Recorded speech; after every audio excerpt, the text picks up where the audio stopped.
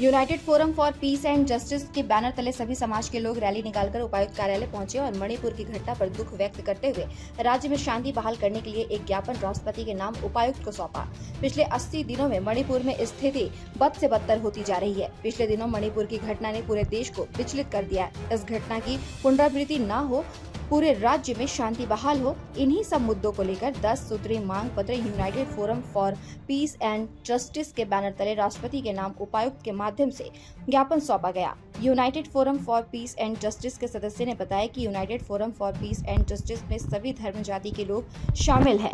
मणिपुर की भयावह स्थिति को देखते हुए देश के महामहिम राष्ट्रपति को जल्द से जल्द शांति बहाल करने की मांग की गई है, ताकि पूरे विश्व में भारत देश का जो नाम है, जो पहचान है, वो बरकरार रहे।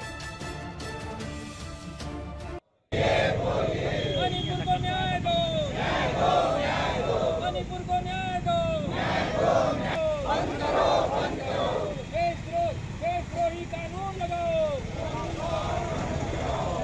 इन दंगों का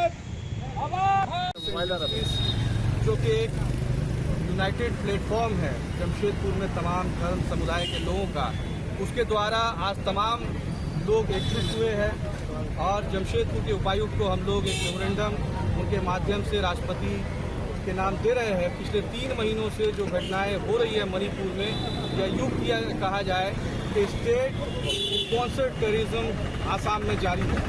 वहाँ जिस तरह से महिलाओं को जुल्म हो रहा है, जिस तरह से वहाँ दूसरे धर्म के चर्चेस जलाए जा रहे हैं, मंदिरों को जलाया जा रहा है, ये बहुत ही अवमाननीय कृत्य है और इस पर जल्द से जल्द रोक लगाया जाना चाहिए।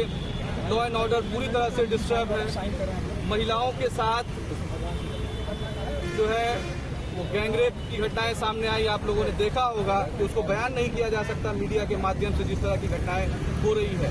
तो उस पर जल्द से जल्द रोक लगाई जाए और जो लोग भी इसमें इन्वॉल्व है उस पर सख्त से सख्त कार्रवाई की जाए। इस मांग को लेकर आज हम यहाँ आए हैं।